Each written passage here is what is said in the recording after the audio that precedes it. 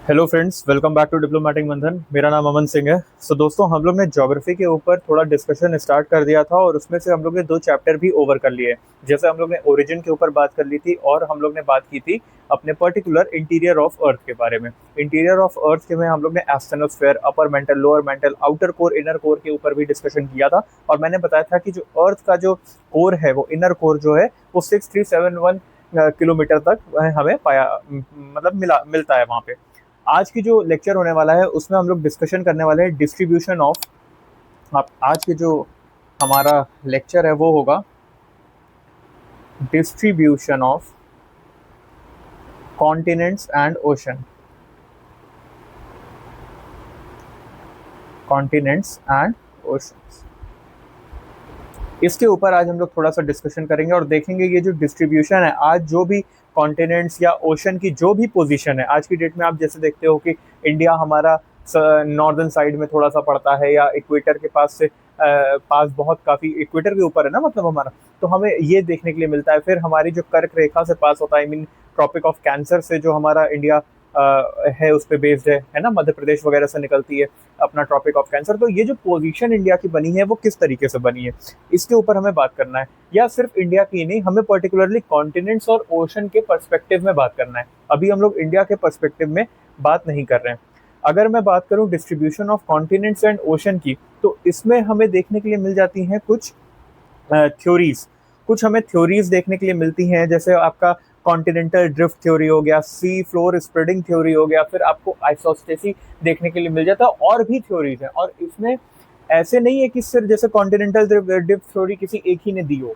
इसमें भी कुछ लोग हैं जिन्होंने दी है। जैसे अगर मैं बात करूं नाम, अगर मैं आपको बताऊं तो नाम एल्फ्रेड वेगनर है जिन्होंने ये थ्योरी दी थी 1912 में।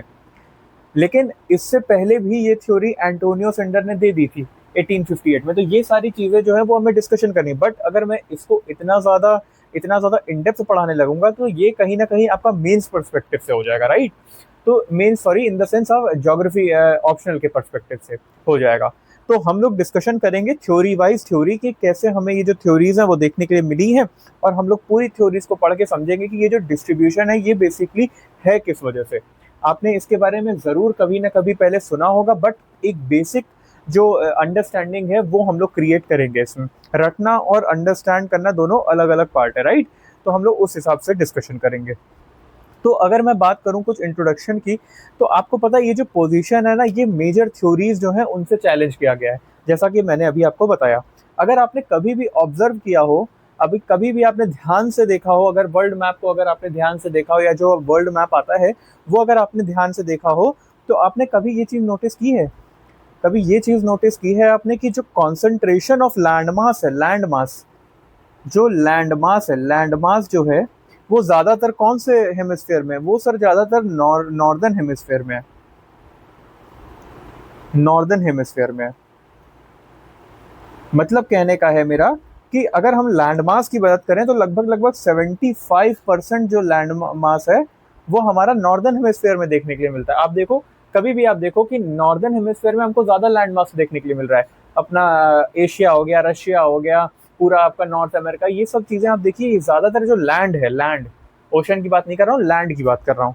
और हमारा सदर्न हेमिस्फेयर में क्या है, ज्यादातर हमें देखने के लिए मिलता है वाटर। लैंड मास जो है वो नॉर्दर्न में 75% के आसपास देखने के लिए मिलता है। और जो हमारा वाटर है, वो वाटर हमारा लगभग ज्यादातर कहाँ देखने के लिए मिलता है, सदर्न हेमिस्फेयर में।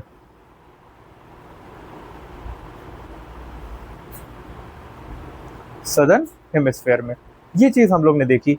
इसमें हमें ये चीज भी अब आपने देखी होगी। और अगर मैं बात करूं, अगर मैं हटा दूं ऑस्ट्रेलिया, ऑस्ट्रेलिया हमारा किस प्रकार का है, लगभग लगभग कुछ इस तरीके से बना है ना, कुछ ऐसा बना हुआ है ना ऑस्ट्रेलिया। मेरे से थोड़ी सी गलती तो हो ही सकती है, कुछ ऐसा ऑस्ट्रेलिया। और अंटार्कटिका कुछ इस तरीके से यहाँ नीचे की साइड में, राइट। तो अगर इन दोनों को मैं हटा दूं, तो आपने कभी ये नोटिस किया है कि जो ज्यादातर कॉन्टिनेंट्स हैं वो ट्रायंगुलर हैं शेप में। Most of the continents are triangular.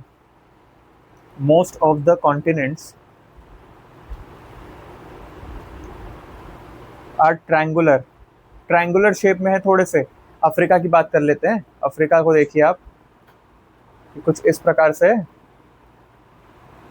ये ट्रायंगुलर ही तो है, और ट्रायंगुलर भी कैसा, इस टाइप का, ऐसे कुछ इस टाइप के उल्टे, मतलब बेस जो है वो नॉर्थ के साइड में है, और कुछ इस तरीके का है इनका ट्रायंगल कि इनका जो बेस है, बेस मतलब जो बेस होता है, बेस जैसे इसका बेस क्या है, ये है ना। तो अगर मैं बात करूं तो इनका बेस किस साइड पे है, base is to the north, और जो हमारा पर्टिकुलर वो होता है किस साइड में है, एपेक्स, वो किस साइड में है, apex is in south, apex जो है वो कहाँ पे है, साउथ में।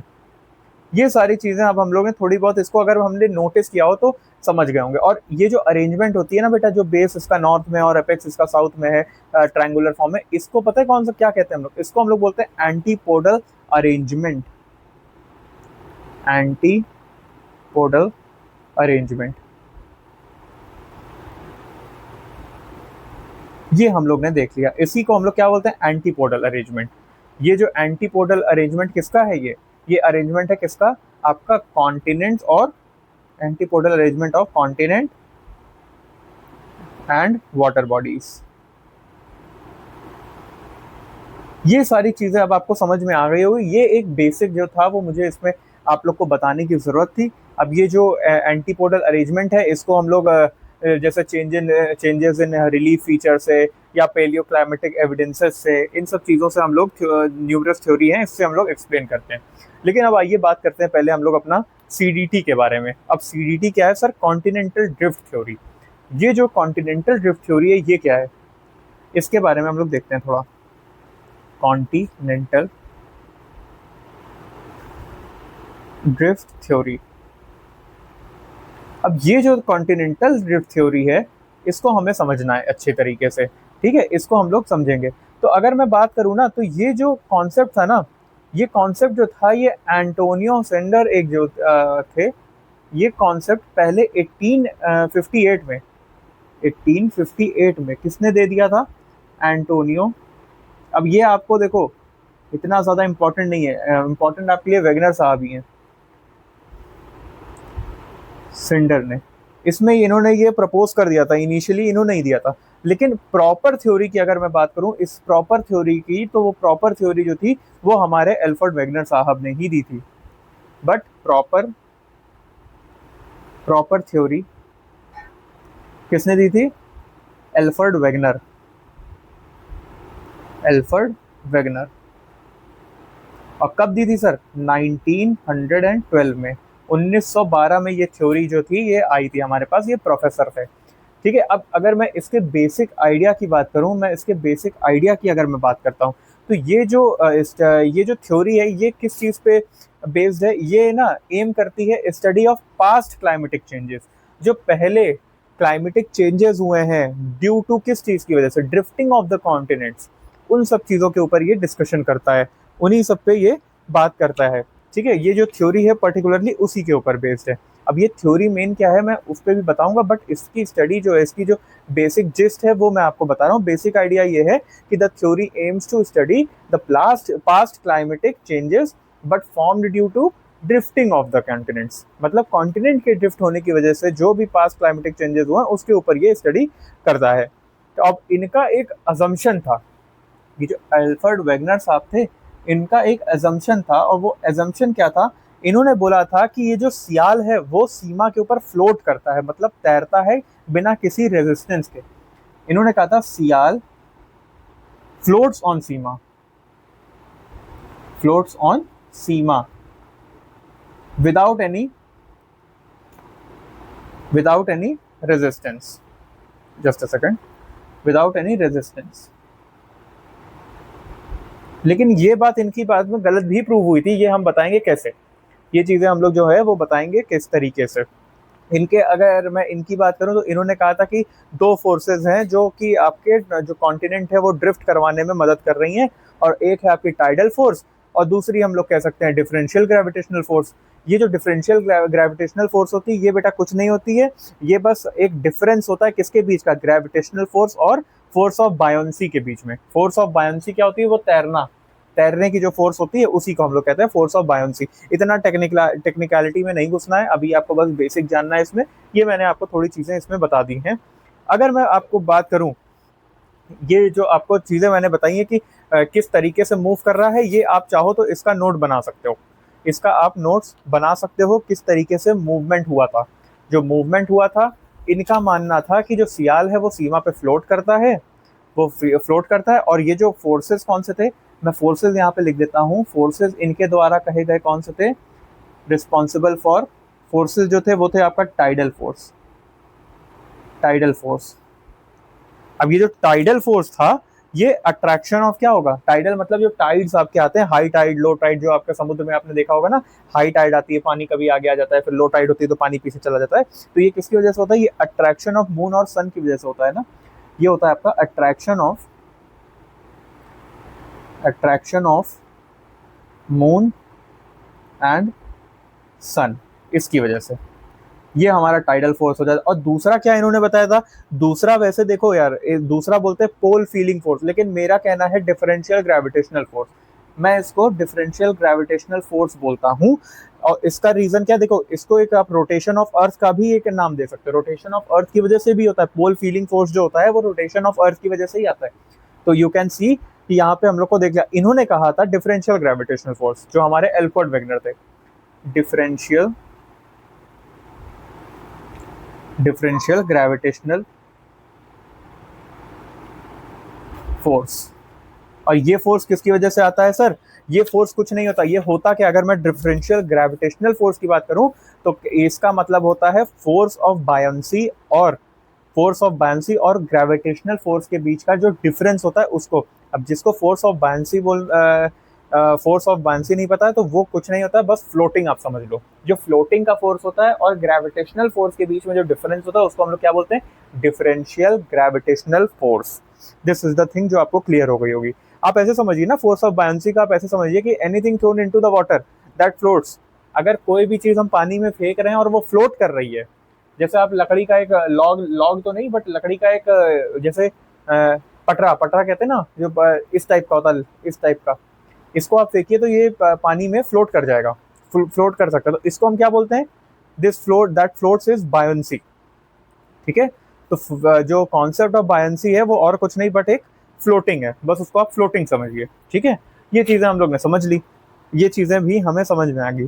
This led to the movement of continents northward, that is toward the equator. ये चीज बड़ी सोचने वाली बात है कि जो मूवमेंट ऑफ कॉन्टिनेंट हुआ वो आपका नॉर्थवर्ड ही क्यों हुआ, ऊपर की साइड ही क्यों गया, मतलब देखते हो ना अगर मैप देखो तो वो नॉर्थवर्ड ही क्यों गया, ये सोचने वाली बात है। समझ गए, तो इस तरीके से हमें देखना है, ये जो था इस वजह से हुआ, क्यों, क्योंकि डिफरेंशियल ग्रेविटेशनल फोर्स था। तीसरा था हमारा force of buoyancy, force of buoyancy भी मैं यहाँ पे लिख देता हूँ, फोर्स ऑफ बायंसी। अब देखिए ये थोड़े टेक्निकल टर्म्स थे, मुझे पता है ये थोड़ा टेक्निकल टर्म्स है, बट इसके लिए बिल्कुल परेशान मत होइएगा। इसके लिए आपको ये थोड़ा बेसिक अंडरस्टैंडिंग के लिए ज़रूरी है। कॉन्टिनेंटल ड्रिफ्ट थ्योरी थोड़ी बहुत तो आनी चाहिए, आपके मेंस आंसर राइटिंग में बहुत हेल्प करने वाला है, राइट। इस वजह से मैंने आपको ये सारी चीज़ें बताई।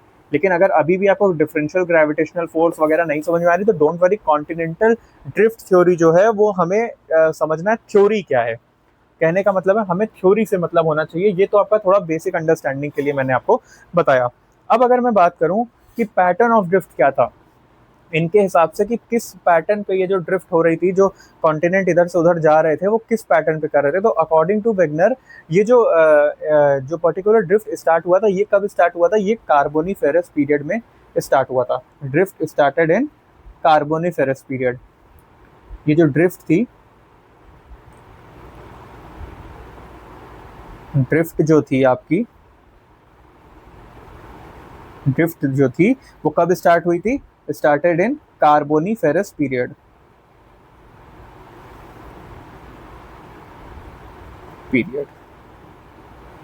चलो ये चीज भी अब आपको समझ में आ गया। और क्यों क्यों हुई थी सर, देखिए क्या था ना, एक बहुत बड़ा सा लैंड मास था। मतलब पहले जो हमारे कॉन्टिनेंट्स आज हमें अलग अलग देखने के लिए मिलते हैं ना, कि अफ्रीका वहां पे है, ऑस्ट्रेलिया नीचे की साइड है, अंटार्कटिका, पहले ऐसा नहीं था। पहले ये सब एक में जुड़े हुए थे, कुछ इस प्रकार से ये लोग जुड़े हुए थे, मान लीजिए। ठीक है, कुछ इस प्रकार से जुड़े हुए थे। और ये जो जुड़े थे ना, तो इनका ये जो लैंड मास था ये दो टुकड़ों में बटे, और इस लैंडमास को जब हम नाम दें अगर, तो इसका नाम था पैंजिया। इसका नाम था पैंजिया।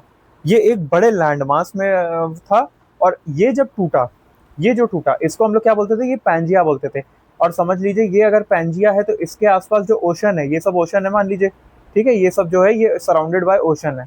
इस ओशन को हम लोग, ये लार्ज ओशन था ना, महासागर जिसे हम कह सकते हैं, लार्ज ओशन, इसको सुपर ओशन कहते हैं, सुपर ओशन। अभी मैं इसको मिटा दूंगा, सुपर ओशन। और इसका क्या नाम था, हम लोग इसका नाम दिए थे पैंथालासा। पैंथालासा, PANTHALASSA, ये हम लोग इसका नाम दिए थे, पैंथालासा। सुपर ओशन का नाम था पैंथालासा, और जो सुपर लैंड था उसका क्या नाम था, उसका नाम था पैंजिया। ये सारी चीजें समझ में आ गई। अब आइए आपको थ्योरी समझाता हूँ मैं। अब आपको मैं थ्योरी समझाता हूँ कि ये थ्योरी है क्या। इसको बस मुझे मिटा लेने दो। अब देखिए, थ्योरी कहती है कि ये जो सुपर कॉन्टिनेंट था, सुपर कॉन्टिनेंट जो मैंने अभी यहाँ पैंजिया बनाया था, इसको हम लोग पैंजिया बुलाते थे, ये दो टुकड़ों में बट गया था। ये जो सुपर कॉन्टिनेंट था ये दो टुकड़ों में बट गया था, और ये दो टुकड़ों का क्या नाम बना था, एक का नाम बोला गया लॉरेशिया, LAURATIA, LAURATIA, या इसको अंगारा लैंड भी बोला गया। दूसरा नाम इसका क्या है, अंगारा लैंड। अंगारा, अंगारा चंद याद है, अंगारा लैंड, अंगारा चंद भाई, एक मूवी आई थी जिसमें ओमपुरी साहब थे, ओमपुरी नहीं, अमरीश पुरी, सॉरी अमरीश पुरी, अमरीश पुरी साहब थे, उनके 4 बेटे थे जिनकी शादी नहीं हो रही थी, राइट, तो उसमें उनका नाम था अंगारा चंद। अब ये इसको हम लोग ने और क्या बोला, अंगारा लैंड बोला, तो आप उसको समझ सकते हो कि ये उन्हीं का लैंड है। और एक हमारा जो दूसरा पार्ट था, इसको हम लोग ने बोला गोंडवाना लैंड। और ये जो गोंडवाना लैंड था, ये जो था, ये हमारा कहाँ गया, ये साउथ में जाने लगा, ये हमारा साउथ का था। इसीलिए मैंने आपको ऐसे दिख के बताया, SOUTH, ये साउथ साइड का था और ये नॉर्थ का। ठीक है सर, ये भी हम समझ गए, ये हम लोग समझ गए। अब साउथ में था, और ये कब हुआ था, ये हुआ था सर हमारा कार्बोनीफेरस पीरियड की बात कर रहा हूँ मैं। इतना मैं आपको थ्योरी समझा रहा हूँ, इसको आप जरूर समझिएगा। अब जो ये जो था ना, जब ये पर्टिकुलर टूट रहा था, तो टूट के कैसा बना होगा, जब टूट रहा था, जब ये जो अपना पैंजिया था, ये जब टूट के कुछ इस प्रकार से बना होगा, अलग अलग जब हुआ होगा, इस प्रकार से हुआ होगा, यहाँ पे एक अलग अलग हुए, तो यहाँ पे एक जगह बन गई होगी, यहाँ पे जगह बनी होगी, तो ये जो पानी यहाँ पे था, यहाँ के साइड में जो सुपर ओशन था, इसका पानी यहाँ पे भी भर गया होगा, है ना, यहाँ पे भी इसका पानी भर गया होगा। तो इस जब पानी भर गया था, इसी को हम लोग क्या बोलते हैं, opening up of Tethys. Tethys sea जो थी वो ओपन हुई थी, पहली सी जो थी, OPENING, opening up of Tethys. ये हो गया हमारा ओपनिंग अप ऑफ टेथिस। ये चीज अब आपको समझ में आ गई होगी। अब उसके बाद ऐसे ही जैसे ये टूटा था, उसी तरीके से और टूटना चालू हुए, इस तरीके से और टूटते गए, और ये जो ब्रेक होते गए, और ब्रेक होते गए, और अपना अपना नॉर्थवर्ड डायरेक्शन जो था वो बनाने लगे। अब अगर मैं बात करूं तो नॉर्थ में कौन कौन से गए थे, अगर मैं बात करता हूं नॉर्थ साइड में कौन कौन से गए थे, ये इस तरीके से टूटे, और नॉर्थ में क्या क्या गए, नॉर्थ में हमें मिला साउथ अमेरिका, है ना, साउथ अमेरिका, समझिए ऐसे, ये और टूट के अपार्ट होने लगे। The north and the south America जो है हमारा, नॉर्थ एंड साउथ अमेरिका, इसमें से हमारा क्या, इसमें से जब ये सब टूटना चालू हुए, तो जो हमारा नॉर्थ एंड साउथ अमेरिका है, ये कहाँ गया, ये हमारा ड्रिफ्टेड हुआ किस साइड, वेस्टवर्ड की साइड, ये वेस्ट की साइड गया हमारा, ये हमारा वेस्ट की साइड चला। और इसी के साथ कौन सा फॉर्मेशन हुआ, जब ये वेस्ट गया तो फॉर्मेशन किस चीज का हुआ, फॉर्मेशन हुआ हमारा किस चीज का सर, बताइए जल्दी, एटलांटिक ओशन का भाई, formation of Atlantic, Atlantic ocean. अब आप ये समझो कि मैंने आपको कितना ज़्यादा इन डेप्थ पढ़ा दिया ये थ्योरी। हमने क्या देखा कि ये जब टूट रहा था, तो जब हमारा नॉर्थ और साउथ अमेरिका था वो वेस्टवर्ड की तरफ ड्रिफ्ट मारना शुरू किया, वेस्ट की साइड जाना शुरू किया। हमारा जो था वो किधर की साइड, मान लीजिए कि ये आपका नॉर्थ अमेरिका, ये वेस्टवर्ड साइड जाना शुरू कर रहा है अब, ये वेस्टवर्ड। और ये जब वेस्ट गया तो इधर भी, तो अगर मान लीजिए कि ये ऐसे वेस्ट गया, जब वेस्ट जाना शुरू हुआ तो ये पार्ट इधर आ गया, है ना, और ये वाला पार्ट भी इधर आ गया, तो इधर फिर से सी अपना जो पानी है वो जगह ले लेगा। तो ये पानी जो है इसको हम लोग क्या बोलेंगे, अटलांटिक ओशन। इसी को हम लोग ने क्या बोला, ये फॉर्मेशन किस चीज का किया इसने, अटलांटिक ओशन का। और जो नॉर्थवर्ड ड्रिफ्टिंग था, पेनिनसुलर इंडिया, अफ्रीका, हमारा जो अफ्रीका था, अफ्रीका, पेनिनसुलर इंडिया, इंडिया, ये सब कहाँ गए, ये नॉर्थवर्ड ड्रिफ्ट मारे, नॉर्थवर्ड ड्रिफ्ट। और ये नॉर्थवर्ड ड्रिफ्ट मारने की वजह से क्या फॉर्मेशन हुआ, इंडियन ओशन का, इंडियन ओशन का। ये हमें देखने के लिए मिल गया कि हम लोग ने इंडियन ओशन का अपना बनवा लिया। अब जो गोंडवाना लैंड था, जो नीचे वाला, ये वाला जो पार्ट था, इससे भी तो कुछ ड्रिफ्ट किए होंगे। तो गोंडवाना लैंड जो था ये फर्दर किस में अपना गया, इसमें गया भाई, जैसे अपना मेडागास्कर, ऑस्ट्रेलिया, ये सभी चीजें इनमें से निकली, अंटार्कटिका, ठीक है। तो ये सारी चीजें भी इसमें निकली। फिर ऑस्ट्रेलिया, इंडिया, अफ्रीका, ये है, ये कंटिन्यू कर रहा है। अभी भी आप देखो तो आपको सुनने में मिलेगा कि एवरेस्ट जो है या हिमालय जो है, वो उसकी जो ऊंचाई है वो हर साल कुछ सेंटीमीटर बढ़ रही है। अब वो कैसे बढ़ रही है, वो इसी ड्रिफ्ट की वजह से ही तो बढ़ रही है भाई। वो इंडिया जो है वो ऐसे ऐसे ऊपर की साइड और ड्रिफ्ट मार रहा है, ऊपर की साइड और ड्रिफ्ट कर रहा है। तो क्या कर रहा है, वो लैंड मास से लड़के इसको ऊपर उठाता चला जा रहा है, और ऊपर उठाता चला जा रहा है, और ऊपर। इसीलिए तो हमें ये चीज देखने के लिए मिल रही है। होप ये चीज अब आपको समझ में आ गई होगी, राइट। तो this was all about your continental drift theory. Continental drift theory जो एक्सप्लेनेशन था वो मैंने आपको पूरी तरीके से बता दिया है। So this was all about your continental drift theory. अब मैं इसको जरा सा आपको तुरंत ही फ्लो चार्ट की मदद से बता देता हूँ कुछ मेजर इसके टॉपिक्स। समझ में तो अब आपको ये आ ही गया होगा प्रॉपरली। तो ये जो प्रॉपर चीज़ है, ये क्या है, ये आपकी क्या है सर, ये आपकी है कॉन्टिनेंटल ड्रिफ्ट थ्योरी। और ऐसे ही थ्योरीज हमें पढ़नी है। अभी इसमें आइसोस्टेसी आएगा, फिर आपके और भी जो थ्योरीज हैं वो भी आएंगी इसमें। तो we have to study all the topics related to this particular thing. अब ये जो कॉन्टिनेंटल ड्रिफ्ट थ्योरी है, इस क्या कहती है, अब मैं आपको इस फ्लो चार्ट की मदद से बता रहा हूँ। कार्बोनिफेरस पीरियड लगभग 200 मिलियन ईयर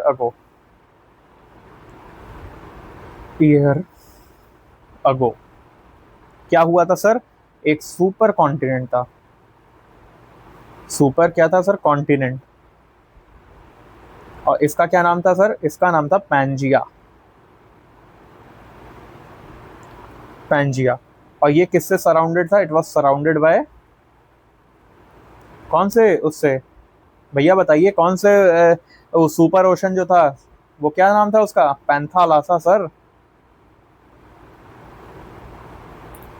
पैंथालासा, राइट। ये चीजें हम लोग को देखने के लिए मिल गई।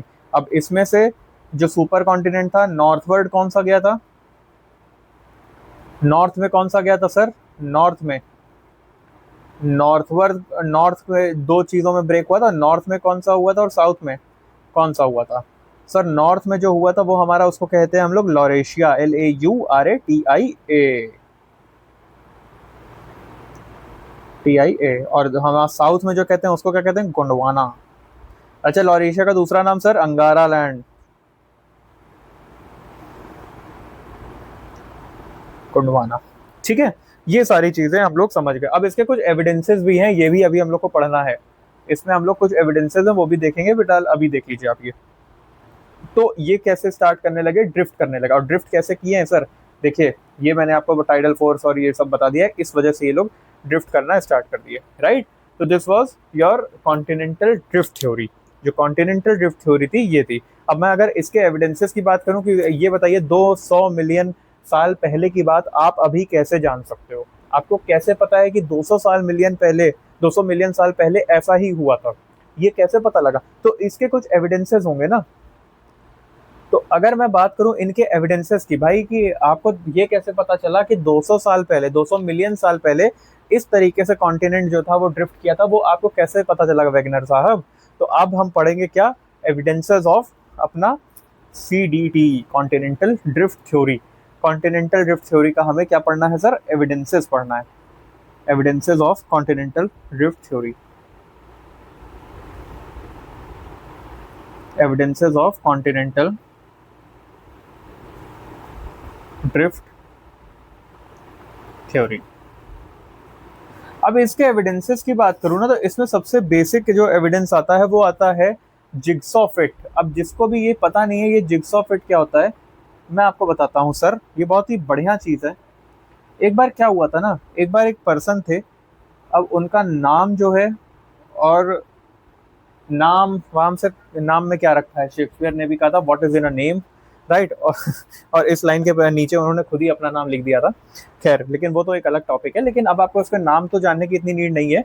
एक बार हुआ क्या था कि एक हमारे पर्टिकुलर प्रोफेसर थे वेगनर साहब ही ले लीजिए, एविडेंसेस को प्रूव करने की अगर मैं बात करूं। वेगनर साहब बैठे हुए थे और उनका बच्चा जो था, उनका जो पजल वाला गेम आता है, वो जो पजल वाला गेम आता है वो एक बार खेल रहा था।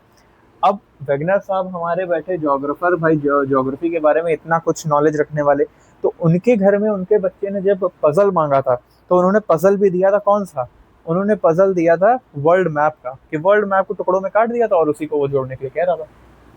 उस बच्चे ने क्या किया, उस बच्चे ने जब वो पजल बना रहा था, तो उसने देखा कि ये जो अफ्रीका है, ये क्या है सर, ये अफ्रीका है। और फिर उसने देखा, उसने क्या देखा, उसने एक और चीज देखी, उसने देखा कि भाई ये अफ्रीका है और ये क्या है, ये हमारा साउथ अमेरिका जैसा कुछ है। ये थोड़ा सा गलत बन गया है, बट रुकिए मैं इसको सही कर लेता हूँ थोड़ा सा। ये हमारा क्या बन रहा है सर, ये हमारा कुछ साउथ अमेरिका जैसा है, कुछ साउथ अमेरिका जैसा है। इस तरीके से, इस तरीके से भी तो नहीं है, बट ये कुछ तो ऐसा ही है। आप इस चीज़ को, I am sorry for my drawing, but ये कुछ ऐसा ही रहेगा, कुछ इस तरीके से, इस तरीके से।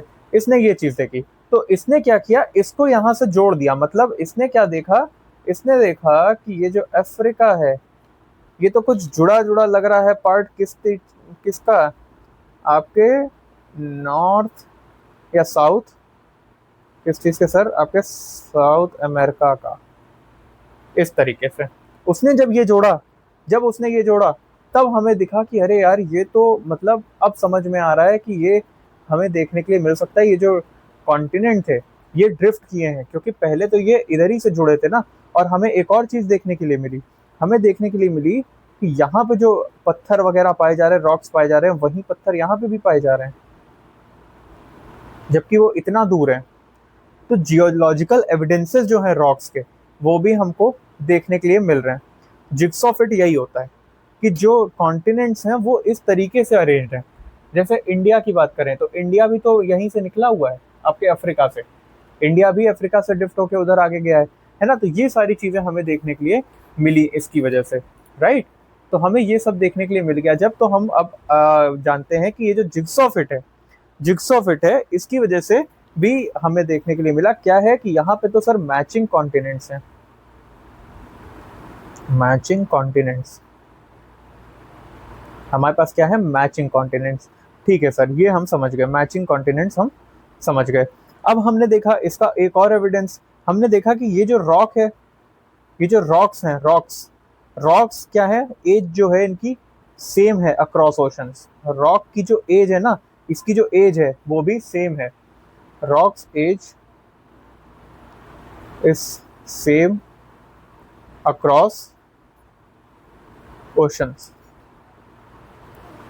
समझ गए हम, ये भी समझ गए। फिर हमने देखा कि कुछ डिस्ट्रीब्यूशन ऑफ फॉसिल्स हैं, वो भी हमें देखने के लिए सेम मिल रहा है। जैसे जो फॉसिल हमको अफ्रीका में देखने के लिए मिल रहा है, वही हमें इंडिया में भी देखने के लिए मिल जा रहा है। डिस्ट्रीब्यूशन ऑफ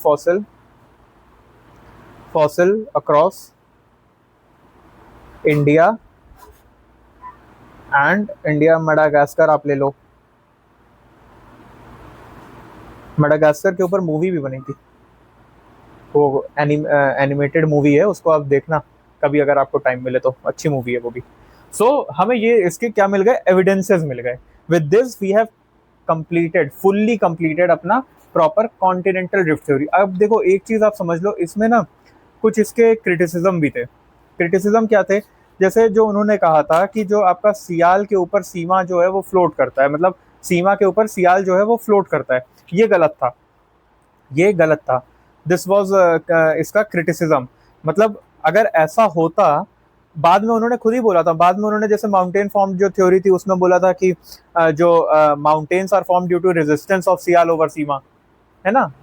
उनका कहना ये था, उन्होंने सीडीटी में तो ये बोल दिया, सीडीटी में तो उन्होंने बोला कि जो सियाल है इट फ्लोट्स ऑन सीमा, लेकिन बाद में जब वो माउंटेन के लिए बोल रहे थे तो माउंटेन के लिए उन्होंने बोला कि जो अपना सियाल है वो फॉर्म होता है, माउंटेन जो फॉर्म होते हैं वो फॉर्म होते हैं रेजिस्टेंस ऑफ सियाल ओवर सीमा, मतलब रेजिस्टेंस पहले आप बोल रहे हो कि नहीं है और बाद में आप माउंटेन बिल्डिंग ले ऐसा बता रहे हो, तो ये जो थोड़ी थी दिक्कतें थी। उसके बाद इनएडिक्वेट फोर्स अप्लाइड, ये भी इसका एक क्रिटिसिज्म था, जैसे टाइडल फोर्स जो है ना, फोर्स ऑफ बायंसी, ये प्रॉपरली ड्रिफ्ट को एक्सप्लेन नहीं कर पाए थे, बट फिर भी हम लोग इसको लेते हैं, राइट। तो ये सारी चीजें थी। अब ये जो वेगनर साहब थे, इन्होंने ना ये ना मतलब प्रॉपरली एक्सप्लेन नहीं कर पाए थे, जो डायरेक्शन और टाइम जो था उसको प्रॉपरली एक्सप्लेन नहीं कर पाए थे। दूसरा ये भी नहीं एक्सप्लेन कर पाए थे कि ये ड्रिफ्ट होना शुरू क्यों हुए थे, क्यों टूटे थे, ऐसा हुआ क्यों था, ये भी ये एक्सप्लेन नहीं कर पाए थे, मतलब जो ट्रिगर्ड मैकेनिज्म जिसे कहते हैं, किसकी वजह से ये चीज होना शुरू हुई थी, वो भी ये एक्सप्लेन नहीं कर पाए थे। तो ये कुछ इनके क्रिटिसिज्म भी थे। लेकिन पॉजिटिव अगर एविडेंसेस की बात करूं तो हम लोग ने देख लिया कि जिग्सॉ फिट है, उसके बाद डिस्ट्रीब्यूशन ऑफ फॉसिल्स है, जियोलॉजिकल एविडेंसेस हमें देखने के लिए मिल जाते हैं, दोनों साइड पे सेम रॉक्स एंड ऑल वाला। तो ये जो आपका ये दोनों साइड पे सेम रॉक्स हैं, इसको जियोलॉजिकल एविडेंसेस कहेंगे हम लोग, geo evidences. With this we have completed अपना क्या, continental drift theory. Continental drift theory आप सोचो कि ये बहुत बेसिक का कॉन्सेप्ट है, लेकिन फिर भी हमें थोड़ा सा समय लग गया इसको करने में। तो this was all about your continental drift theory. तो अगर अब आपने समझ लिया है हमारा सीडीटी थ्योरी, तो सीडीटी थ्योरी के बाद हमारे पास आता है convectional current theory. Convectional current theory जो है ये भी थोड़ा इजी सा टॉपिक है, ये बहुत ज़्यादा स्ट्रेचेबल नहीं है, मतलब बहुत ज़्यादा लंबा टॉपिक नहीं है। कन्वेक्शनल करंट थ्योरी, अब ये जो थ्योरी है ये बेसिकली बहुत ही इजी थ्योरी है और इसमें इतना ज़्यादा आपको दिमाग लगाने की ज़रूरत नहीं पड़ेगी। It's a very easy theory जिसमें आपको सिर्फ और सिर्फ कुछ फैक्ट्स हैं और बहुत ही बेसिक साइंस है जिसका यूज़ हुआ है इस पर्टिकुलर थ्योरी को देने में। तो अब कन्वेक्शनल करंट थ्योरी की बात करें तो एक हमारे सर थे जिनका नाम था क्या, सर अर्थर होम्स। इनका नाम था क्या, होम्स। तो ये जो सर साहब थे इन्होंने 1928 में एक थ्योरी दी जिसका क्या नाम था, इस थ्योरी का नाम था कन्वेक्शनल करंट थ्योरी। इन्होंने एक्सप्लेन किया जो ड्राइविंग फोर्स है माउंटेन बिल्डिंग में और मूवमेंट ऑफ कॉन्टिनेंट्स में, उन्होंने इसके बारे में बताया। इसके मैकेनिज्म को हम समझेंगे, बट उससे पहले आपको मैं एक डायग्राम बना के दिखा देता हूँ जिसकी मदद से आपको एक काफ़ी अच्छी हेल्प मिल जाएगी इसको समझने में। इसको डायग्राम को आप कुछ समझिएगा और फिर आप बताइएगा मुझे कि आपको किस तरीके से चीज़ें समझ में आ रही हैं या नहीं। तो अगर मैं ले लूँ ये अपना कलर पर्टिकुलर, अब देखिए ये जो चीज़ है कुछ इस प्रकार से है और अभी हम लोग इस पर डिस्कशन करेंगे। मैं आपको एक डायग्राम बना के पहले दिखा देता हूँ।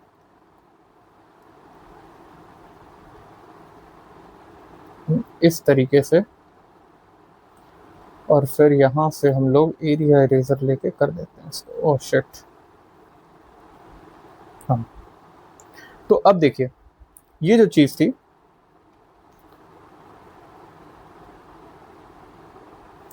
हम लोग ने देखा। अब सर ये मैं क्या बना रहा हूँ, ये सर मैं बना रहा हूँ आपके लिए एक पर्टिकुलर डायग्राम जिसमें आपको समझ में आएगा कि किस तरीके से हमारी चीज़ें जो हैं वो चल रही हैं, किस तरीके से हम चीज़ों को समझ रहे हैं। जो पर्टिकुलर हमारे अर्थ भाई थे इन्होंने किस तरीके से चीज़ों को आपको एक्सप्लेन किया था। अब आप इसको ऐसे समझिए कि ये क्या है हमारा, ये है हमारा लैंडफॉर्म्स, ये हमारे लैंडफॉर्म्स हैं कुछ इस तरीके के, कुछ इस तरीके से। ये आप चाहें तो बना भी सकते हैं अपने पर्टिकुलर उसमें नोटबुक्स में, ये आप बना भी सकते हैं। ये आप इसको बना भी सकते हैं सर। अब देखिए ये चीज़ हम लोग ने देख ली, ये हमारे पास क्या आ गया, ये लैंड फॉर्म्स हैं कुछ हमारे पास, ये हमारे पास कुछ लैंड फॉर्म्स हैं। तो अब इन लैंडफॉर्म्स को देख के आपको क्या समझ में आ रहा है? इन लैंडफॉर्म्स को सर देख के हमें सिर्फ एक चीज समझ में आ रही है, सिर्फ एक चीज समझ में आ रही है सर, वो है, आप देखिए कुछ इस प्रकार से हमारे पास लैंडफॉर्म्स हैं। ये हमारे पास क्या है? लैंडफॉर्म्स। ये हम लोग ने देख लिया। अब होता क्या है ना, ये जो मैकेनिज्म है मैं ये एक्सप्लेन करने की कोशिश कर रहा हूँ। कुछ कन्वेक्शनल करंट्स होते हैं जो कि हमारे जो मैंटल है उसमें डेवलप करते हैं। मैंटल जो होता है उसमें हमारे क्या डेवलप करते हैं? अपने कुछ पर्टिकुलर, इसको हम बोल देंगे एस्टेनोस्फेयर। एस्टेनोस्फेयर, ये हमारा एस्टेनोस्फेयर का एरिया है। और ये जो एरिया है हमारा क्या है सर? ये ही तो है हमारा, मैं इसको इससे नहीं बनाऊंगा, इसको मैं इसी से लिख देता हूँ, या मैं इसको वाइट से लिख देता हूँ। ये जो एरिया है, ये एरिया क्या है हमारा? यही तो है हमारा मैग्मा।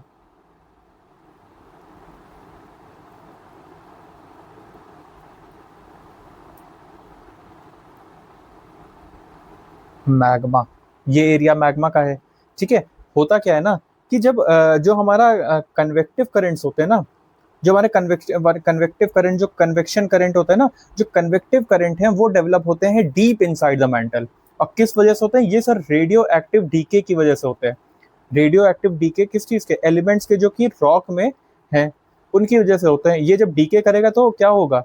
हमारा कन्वेक्टिव करंट फॉर्म होगा और बहुत ज्यादा हाई टेम्परेचर फॉर्म कर देता है। ये जो चीजें होती हैं बहुत ज्यादा हाई टेम्परेचर फॉर्म कर देती है। इसकी वजह से ना, इसकी वजह से डेवलपमेंट किस चीज का होता है? हमारे कन्वेक्शनल करंट का। कन्वेक्शनल करंट, अब ये क्या करती है? कन्वेक्शनल करंट ऊपर जाना स्टार्ट करती है। अब आप समझिए कैसे। हमारे इस एरिया में क्या हुआ? हमारे इन सब एरिया में सब डीके होने लगे। डीके हुए रेडियो एक्टिव एलिमेंट्स जो हैं वो डीके होना शुरू हुए। फिर हमारी जो कन्वेक्शनल करंट है वो क्या करेंगी? वो ऊपर जाना स्टार्ट करेंगी, ऊपर जाना स्टार्ट करेंगी। ये हमारे क्या है? कन्वेक्शनल करंट्स जो है वो इस तरीके से ऊपर जाना स्टार्ट करेंगे और फिर उसके बाद डाइवर्ज कर जाएंगे। भाई इसके बाद डाइवर्ज करके फिर ये वापस आएंगे इस तरीके से, इसी तरीके से ऐसे ऊपर जाएंगे, ये ऊपर जाएंगे, फिर इस तरीके से डाइवर्ज कर जाएंगे। राइट, ये चीजें हम लोग ने देख ली। ये चीजें हम लोग को समझ में आ गई। जो कन्वेक्शनल करंट है वो किस चीज की वजह से फॉर्म हो रहे हैं? वो फॉर्म हो रहे हैं सर, जो रेडियो एक्टिव डीके हो रहा है एलिमेंट्स का, जो कि रॉक में थे, उनकी वजह से हाई टेम्परेचर बन रहा है। इसीलिए रेड कलर से बना रहा हूँ क्योंकि टेम्परेचर भी समझिए हाई ही हो रहा है। राइट, तो ये चीजें हम लोग ने देख ली हैं। ये चीजें हमें समझ में आ गई हैं। अब हमें ये चीजें तो बहुत अच्छे से समझ में आ गई हैं। इसी तरीके से यहाँ पे भी देख लेते हैं। तो ये मैंने अब आपके लिए प्रॉपर डायग्राम बना दिया है। अब देखो इसमें ये ना, अभी मैग्मा की बातें हम लोग कर रहे हैं, यहाँ पे हमारा क्या होता है? मैग्मा होता है इस रीजन में, और ये हमारे क्या है? करंट्स है। ये हमारे करंट्स हैं। अब होता क्या है, जब भी ये क्रस्ट तक पहुंचती है, मतलब यहाँ पे पहुंचती है, जब क्रस्ट के पास, ये जो क्रस्ट के पास पहुंचती है, जैसे ही यहाँ पे पहुंचती है तो क्या होता है सर? क्रस्ट के पास पहुंचने की वजह से ये जो होती है ये स्ट्रेच करती है। राइट, पहली बात तो डाइवर्ज करेगी, ये डाइवर्ज कर रही है, देखिए ये इधर डाइवर्ज कर रही है, इस साइड डाइवर्ज की, इस साइड डाइवर्ज की, डाइवर्ज करेगी। और डाइवर्ज करने की वजह से ये क्या करती है? स्ट्रेच करती है। किसको? किसको स्ट्रेच करती है सर? सर इसी को तो स्ट्रेच करती है। ये जो आपकी बाउंड्री थी, इसको क्या करेगी? इसको ये स्ट्रेच करेगी। ये मैंने थोड़ा सा एक्स्ट्रा डार्क कलर ले लिया। इसको क्या करेगी? ये इसको स्ट्रेच करेगी। मतलब ये जो कन्वेक्शनल करंट्स हैं, जिस साइड भी जा रहे हैं, जिस साइड भी जा रहे हैं, आप देखिए ना, अगर ये जो करंट है वो इस साइड जा रहे हैं तो ये इन बाउंड्रीज को भी इधर लेके जाएंगे। समझ गए? थोड़ा सा क्या करेंगे? स्ट्रेच करेंगे। और जो हमारी ये वाली क्रस्ट है, ये जो हम यहाँ पे, जहाँ पे हमने एरो बनाया है, ये क्रस्ट जो है ये कौन सी है? ओशनिक क्रस्ट है। यहाँ पे क्या है? ओशन है। ये ओशनिक क्रस्ट है। ओशनिक क्रस्ट हमने पढ़ा था क्या होती है? थिन होती है, पतली होती है। ओशनिक क्रस्ट जो होती है वो क्या होती है? वो थिन होती है ना, तो वो जल्दी स्ट्रेच करेगी, वो जल्दी टूटेगी। राइट, वो जल्दी स्ट्रेच करेगी। ओशनिक क्रस्ट जो होती है वो थिन होती है, इसकी वजह से वो क्या होगी? वो जल्दी स्ट्रेच करेगी। राइट, तो स्ट्रेच होने की वजह से हमें देखने के लिए मिल जाता है। इसी को हम लोग क्या बोलते हैं? जब ये जो इधर इधर स्ट्रेच हो रहा है, इसको हम लोग क्या बोलते हैं? Sea floor spreading. सी का जो फ्लोर है वो क्या हो रहा है? स्प्रेड कर रहा है। सी फ्लोर स्प्रेडिंग, इसी को कहते हैं हम लोग। इसकी थ्योरी भी है, सी फ्लोर स्प्रेडिंग। इसी को हम लोग कहते हैं। और ये आपका बेसिक्स मैंने अंडरस्टैंडिंग दी है, अभी मैंने इसको बेसिक अंडरस्टैंडिंग दी है आपको। अब जो इन्होंने कहा, जो होम्स साहब थे, इन्होंने कहा जो क्रस्ट है ना इक्वेटोरियल रीजन में, वो जो स्ट्रेच हुआ था और रप्चर जो हुआ था, रप्चर मतलब समझते हो ना, जो स्ट्रेच और रप्चर हुआ था वो इक्वेटोरियल रीजन में, वो किसका रिजल्ट था? रिजल्ट किया था तेथिस सी के ओपनिंग में, वो इसी की वजह से हुआ था। जो तेथिस सी बनी थी, वो जो रप्चर हुआ था वो इसी की वजह से हुआ था, राइट। तो कन्वेक्शनल करंट जहां कन्वर्ज करेंगे, मतलब कहने कन्वर्ज मतलब एक के पास एक जाएंगे। अब एक डायरेक्शन में मतलब कन्वर्ज करेंगे, ऑपोजिट डायरेक्शन में कन्वर्ज करेंगे, सॉरी, इस तरीके से। वो कहाँ पे कर रहे हैं, वहां आपको कहाँ पे देखने के लिए मिल रहा है सर? इस साइड से। क्यों? क्योंकि कन्वेक्शनल करंट इधर लेके जा रही है इसको, और इसको क्या करेगी, ये इधर, राइट। तो इसकी वजह से ये देखिए ना, ये कन्वेक्शनल करंट इधर लेके आ रही है और ये कन्वेक्शनल करंट इधर लेके जा रही है। तो ये क्या हो जाएगा, ये कौन सा पॉइंट हो जाएगा? ये हो जाएगा कन्वर्जेंस का point. This is point of convergence, this is convergence. और जहां पे दूर दूर जाएंगे वहां क्या होगा? जहां पे दूर दूर जाएंगे वहां पे क्या होगा? वहां पे होगा सर डाइवर्जेंस। ये देख रहे हो, यहाँ पे ये दूर दूर जा रहा है, ये क्या हो जाएगा? डाइवर्जेंस। इसको हम लोग क्या कहेंगे? डाइवर्जेंस। अगेन यहाँ पे अगर मैं देखूं तो ये इधर की तरफ जा रहा है और ये इधर की तरफ आ रहा है, दिस विल बी कन्वर्जेंस। ये क्या हो जाएगा? कन्वर्जेंस हो जाएगा। और एक तरफ क्या हो जाएगा? डाइवर्जेंस हो जाएगा। होप दिस ये आपको प्रॉपरली अब समझ में आ गया होगा, राइट। तो इससे क्या होगा? इससे जब यहाँ पे कन्वर्ज करेगा, जब भी कन्वर्ज होगा, जब कन्वर्जेंट बाउंड्री होगी, देखो इस तरीके से था, इस तरीके से था, इस तरीके से ये कन्वर्ज करेगा, तो यहाँ पे क्या फॉर्म होगा? ये फॉर्म होगा आपका माउंटेन, जो कि कौन सा होगा? Fold mountain. ये क्या फॉर्म होगा आपका? यहाँ पे माउंटेन फॉर्म होगा, राइट। इसी की वजह से जब हमारी दो प्लेट बाउंड्री कन्वर्ज करती है, तभी तो हमें फॉर्मेशन ऑफ माउंटेन देखने के लिए मिलता है, फोल्ड माउंटेन, राइट। ये चीजें हमें समझ में अब आ गई हैं। तो this was about your convectional current. अब आइए इसके ऊपर देख लेते हैं कुछ चीजें। इसके ऊपर हम लोग कुछ नोट मेकिंग जो आपकी है वो पर्टिकुलरली कर लेते हैं। जैसे हम लोग ने बोला, क्या चीज बोली कि हमारे मैंटल में क्या होता है? Radioactive decay, radioactive decay होता है, एलिमेंट्स का डीके होता है, रेडियो एक्टिव एलिमेंट्स का डीके होता है। और क्या होता है यहाँ पे? टेम्परेचर जो होता है वो हाई टेम्परेचर होता है, हाई टेम्परेचर। कन्वेक्शनल करंट जो होती हैं ऑपरेट करती हैं, और उसकी वजह से क्या दिखता है हमें? कन्वेक्शनल करंट जो होती हैं ऑपरेट करती हैं, ऑपरेट करती हैं। ये चीज हमारी क्या थी? ये हमारी थी concept of convectional current theory. ये प्रॉपर आपको इसके मदद से समझ में आ गया होगा किस तरीके से ये जो कन्वेक्शनल करंट है, ये जो आप देख रहे हो, ये क्या है? ये कन्वेक्शनल करंट है, कन्वेक्शनल करंट। ये हमारा क्या है? Convectional current. So with this we have completed अपना क्या? कन्वेक्शनल करंट का जो थ्योरी था उसको हम लोग ने कंप्लीट कर लिया है। Hope this will be helping you a lot.